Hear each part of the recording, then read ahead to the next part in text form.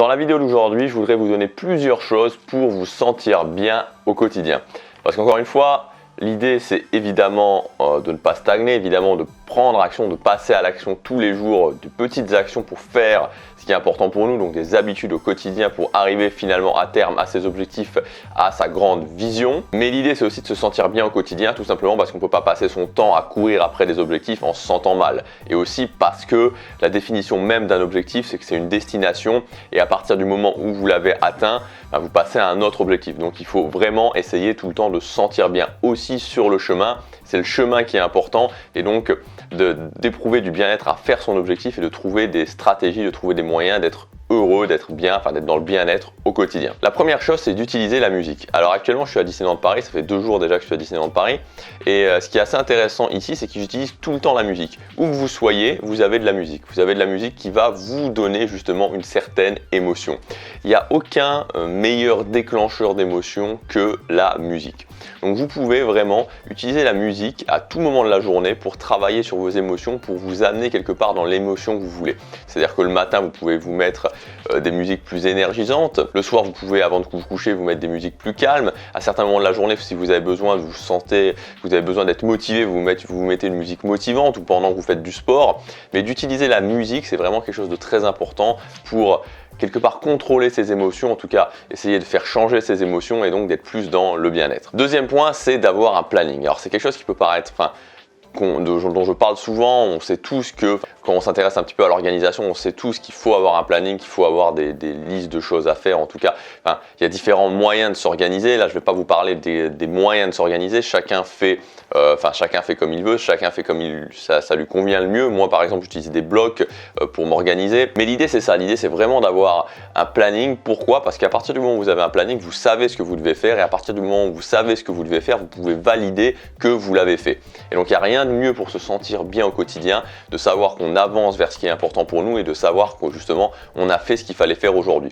Parce que c'est toujours pareil, si vous voulez avoir une sensation de bien-être, si vous voulez avoir le petit déclencheur de bien-être qui vous dit « Ah, je suis satisfait de moi aujourd'hui, j'ai fait ce que je devais faire », encore faut-il savoir ce qu'on doit faire.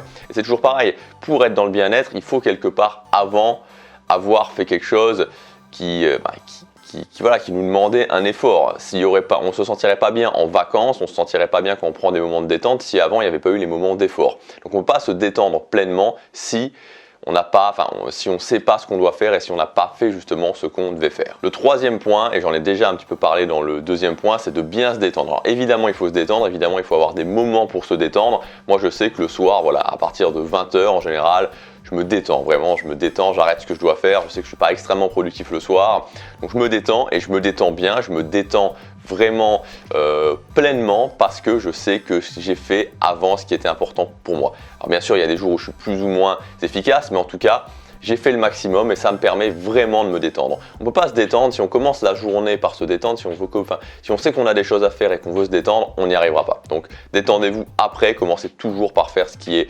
important, ce qui demande de l'effort et ensuite vous pourrez bien vous détendre. Quatrième point, c'est s'engager pleinement dans ses activités. Alors c'est quelque chose sur lequel je travaille beaucoup actuellement, c'est même complètement relié justement au moment présent, c'est-à-dire être dans le présent, pendant que vous êtes en train de faire du sport, ne pas penser à ce que vous allez faire après, pendant que vous êtes en train de travailler, ne pas penser à comment vous allez vous détendre après, et inversement, quand vous êtes en train de vous détendre, ne pas penser à ce que vous allez devoir faire le lendemain. Donc s'engager pleinement dans une activité, ça veut dire essayer d'être pleinement présent. Au moment où je travaille, je suis pleinement présent, je travaille à fond. Au moment où je fais du sport, je suis pleinement présent, je me concentre vraiment sur mon sport. Au moment où je profite avec ma famille, avec ma copine, avec mon copain, avec mes enfants, je suis pleinement présent et je ne pense pas aux éventuels problèmes. Et c'est quelque chose qu'il faut s'entraîner à faire, vraiment être pleinement présent dans ce qu'on fait. Ça permet vraiment d'être dans le bien-être et de ne pas toujours être dans le passé en se disant j'aurais pu faire ça ou être dans le futur en se disant il me reste encore ça à faire, il me reste encore ça à faire, il me reste encore ça à faire. Cinquième point, se rappeler que vous avez le temps et que rien n'est vraiment grave sur le long terme. C'est-à-dire se détendre finalement. Bien sûr que c'est important d'avoir une vision, bien sûr que c'est important pour ne pas être dans la frustration d'aller vers ses objectifs, mais ne pas se mettre non plus une pression démesurée, agir au quotidien, agir régulièrement, mettre en place des habitudes et les faire au quotidien. Mais au final, rappelez-vous toujours que sur une durée suffisamment longue, si vous prenez action, vous allez de toute façon y arriver. Donc vous avez le temps, rappelez-vous que vous avez le temps, ne vous mettez jamais trop de pression, rien n'est grave de toute manière, rien n'a une importance démesurée, il y a juste la mort qui ne s'arrange pas, il y a juste la mort qui est définitive. Tout le reste, vous avez toujours, même si vous avez des échecs, même si à certains moments vous avez l'impression vraiment que vous n'allez pas y arriver, vous pouvez le faire et vous avez toujours le temps, vous avez toujours la possibilité de retourner les situations. Donc détendez-vous là-dessus, vous avez le temps, rien n'est vraiment grave, travaillez au quotidien, mais ne vous mettez jamais trop de pression.